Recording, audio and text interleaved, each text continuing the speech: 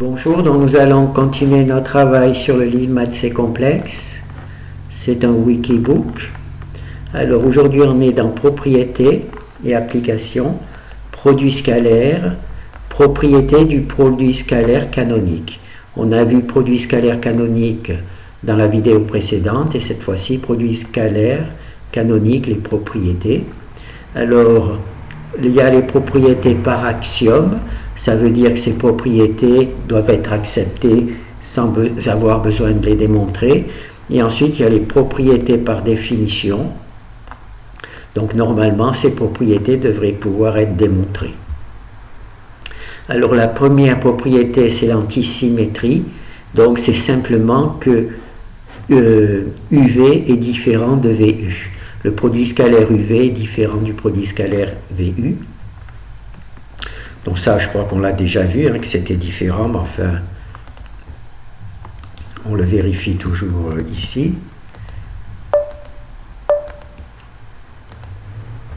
Voilà, donc là, on a deux vecteurs. Quand on calcule le produit scalaire UV, on a cette valeur. Quand on calcule le produit scalaire VU, on a cette valeur. Donc ces deux nombres sont conjugués. C'est-à-dire que la partie réelle ici, elle est positive et la partie ici, elle est négative. Donc, ils sont différents. Donc, ça s'appelle l'axiome de l'antisymétrie. Les vecteurs UV n'est pas égal au vecteur, le produit scalaire UV n'est pas égal au produit scalaire VU. Donc, ça, c'est bon. Ensuite, il y a l'axiome de l'additivité.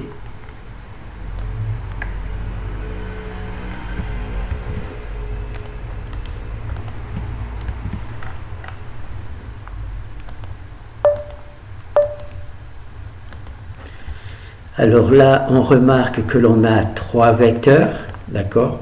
Alors c'est ici que c'est intéressant. On additionne le produit scalaire UW plus le produit scalaire VW, d'accord? Et bien, au lieu de faire ce produit scalaire, enfin ces deux produits, on peut en faire qu'un seul. C'est-à-dire qu'ici, on voit que dans le deuxième argument, il y a W, dans les deux cas. Donc on le met ici. Et au lieu d'additionner les deux produits scalaires, on peut additionner les deux vecteurs et on obtient le même résultat. Voilà, on obtient le même résultat. D'accord? Au lieu d'additionner un produit scalaire plus un deuxième, si le deuxième argument du premier produit scalaire et du deuxième argument est identique, on additionne simplement les valeurs, les deux premiers. Voilà.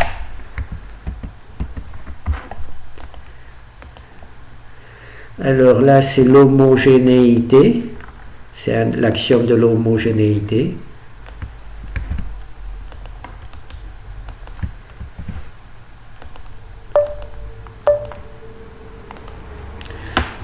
Alors, quand on multiplie un produit scalaire UV par K, on peut obtenir le même résultat que quand on multiplie U par K et ensuite on fait le produit scalaire UV.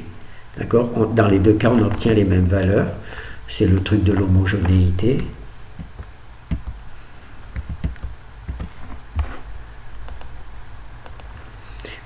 Et là, c'est le dernier.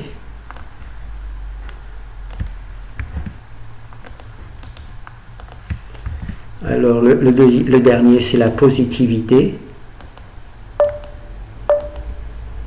L'axiome de la positivité. Voilà. C'est-à-dire que si on prend le produit scalaire UU, il est soit supérieur ou égal, il doit être supérieur ou égal à 0. Non, puisque c'est la norme. Elle doit être supérieure ou égale à 0.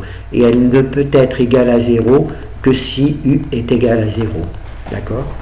Donc l'axiome de la positivité nous dit que si on prend le produit scalaire UU, donc ça veut dire sur le même vecteur UU, il est obligatoirement supérieur ou égal à 0, d'accord? Et si il est nul, ça veut dire tout simplement qu'on a affaire au vecteur U nul. Voilà. Donc ça c'est bon. Alors ça, c'est les propriétés par axiome. Ça veut dire qu'en gros, on n'a pas besoin de le démontrer. Et là, c'est les propriétés par définition.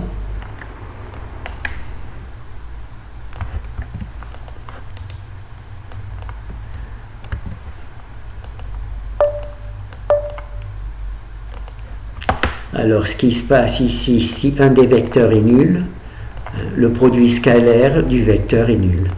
Donc, si un des vecteurs est nul et qu'on en fait le produit scalaire avec un autre vecteur, on obtiendra toujours le vecteur nul, quelle que soit la position du vecteur nul. D'accord ? Le produit scalaire de VU ou UV, car l'un des deux vecteurs est nul, et bien ça nous donne toujours quelque chose de nul.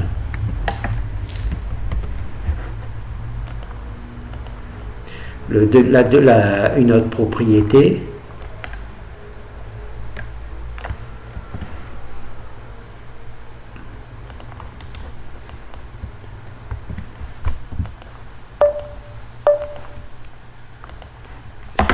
alors là on fait la somme le produit scalaire, on fait la somme du produit scalaire de deux, enfin on fait la somme de deux produits scalaires.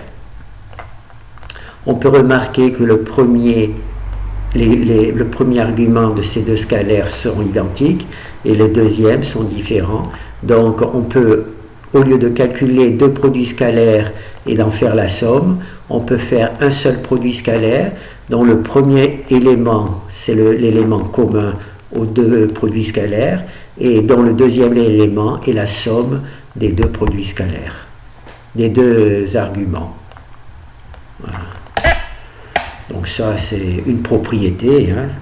Alors, normalement, ça se démontre, mais moi, je ne vais pas démontrer parce que je ne sais pas comment ça se démontre. Alors là, c'est le même travail, simplement, c'est la soustraction au lieu de la multiplication, l'addition.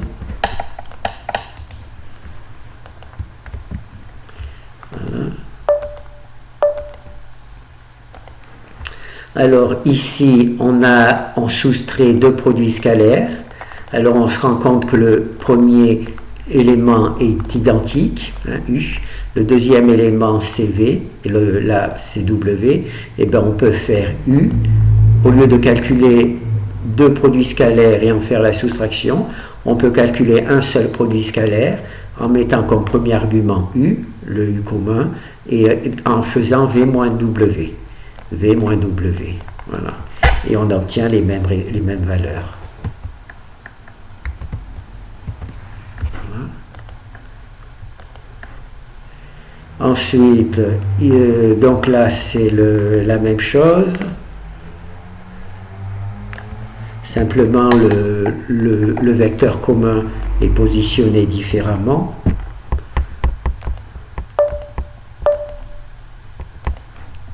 Alors là, on fait toujours la soustraction de deux produits scalaires.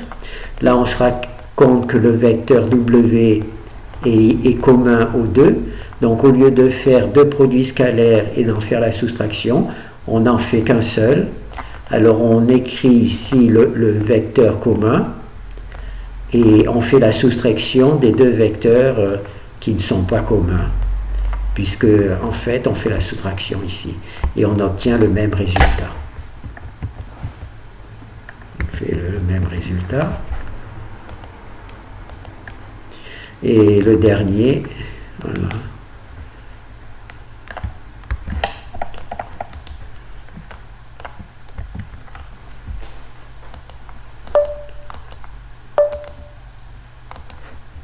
Alors ici, on a notre vecteur, notre produit scalaire, on le multiplie par k, ou bien ce que l'on peut faire, c'est multiplier k par v et prendre le produit scalaire ukv.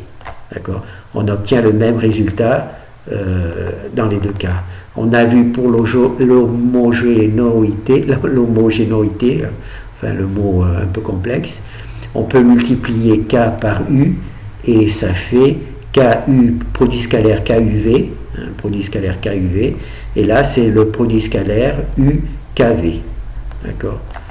Donc celui-là il doit pouvoir se démontrer et l'homogénéité n'a pas besoin d'être démontrée.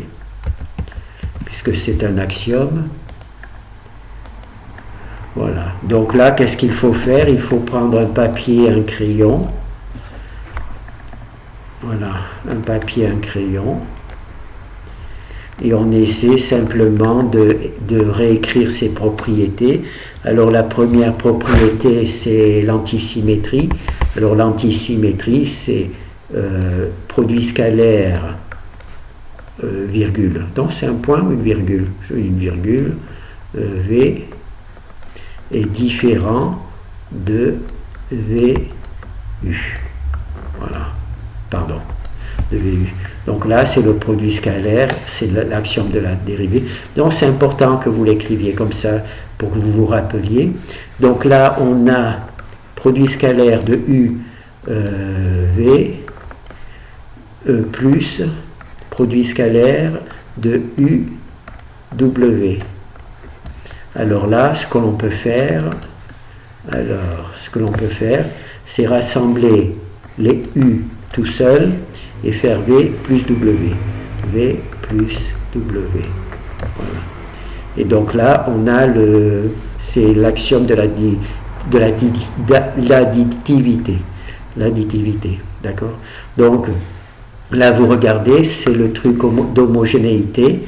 Alors, c'est K produit scalaire U, V, oh là, c'est égal au K, U, V. Voilà, K, U, V. Donc là, c'est important de faire ce travail pour mémoriser. Hein. Donc là, on a U égale à 0. Alors, il y a deux possibilités. Non, il n'y a qu'une seule possibilité. Si U, le produit scalaire UU est nul, il faut que U soit égal à 0. U, c'est le vecteur nul. D'accord? Et voilà. Ah oui, et le produit scalaire UV est toujours supérieur ou égal à 0. Le vecteur, la positivité. Donc là, il nous dit que le produit scalaire UU égale à 0, seulement si U égale 0, c'est l'axiome de la positivité. Et U, le produit scalaire U multiplié par V est toujours supérieur ou égal à 0. Bon, ça, je ne savais pas. Non, ça, j'ai peut-être dit des bêtises, là. J'ai peut-être dit des bêtises.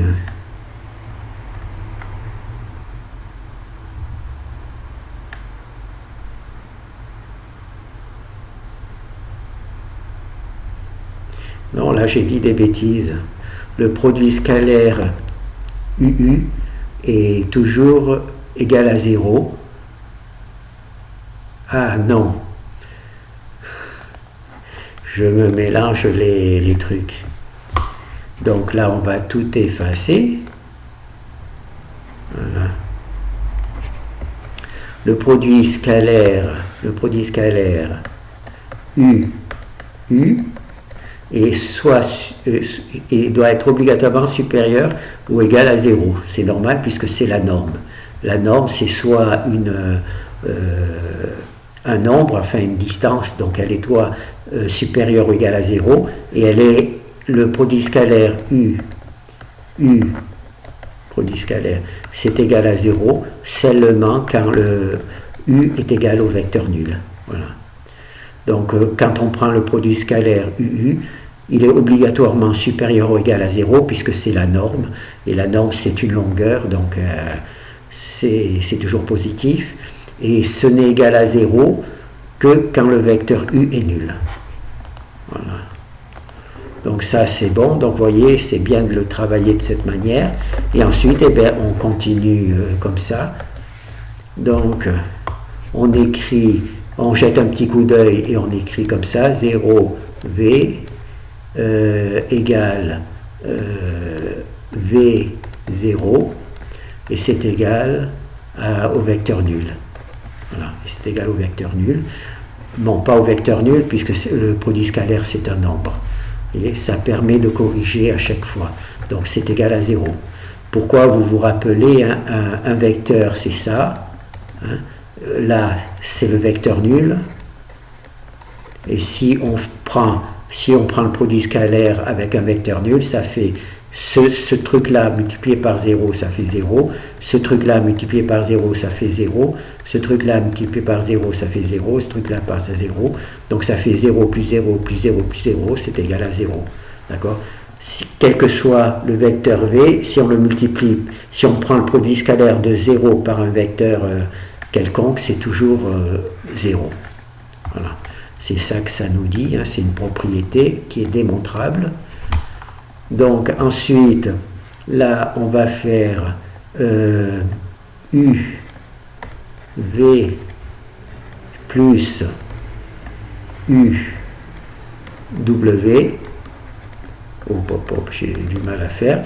U, V plus U. Donc là, on peut écrire à la place de tout ce truc, on peut écrire U, virgule, V plus W. Voilà. C'est un raccourci. Hein, au lieu de marquer produit scalaire U, V plus produit scalaire U, W, ça fait produit scalaire U, V, W. D'accord ? Donc là, c'est la même chose, mais avec le signe moins. Donc ça fait U, V moins U, W. Mais là, on fait la même chose. On prend la partie commune, c'est égal à U. Et la deuxième partie, c'est V moins W. Voilà. Et on calcule le produit scalaire de cette manière. Donc on peut faire aussi, il y a un troisième exemple, essayez de le faire de mémoire. Hein. Donc là, ça fait U, W, moins V, W, c'est égal. Donc là, c'est la deuxième partie qui sont identiques. Donc on fait W, et là, c'est U moins V. U moins V. Voilà, U moins V, truc. Et ensuite, le dernier. Alors, ça fait K, U, V, pardon, UV. C'est égal à U, K, V. Voilà, QU, bon, j'arrive à faire des W, tant pis. Voilà, donc là, c'est important, vous jetez juste un petit coup d'œil sur le truc et vous essayez de le réécrire sur une feuille de papier. Hein. Simplement pour que vous vous familiarisez avec ces trucs. Alors le truc parfait, ça serait de démontrer. Donc là, c'est les axiomes, c'est ce que vous acceptez. Et à partir de là, eh ben, il faut démontrer tout ça. Donc je crois que je l'ai vu une fois ou deux, des démonstrations, mais je ne les ai pas enregistrées, alors je ne suis pas sûr d'être capable de les faire. Bon, ben merci.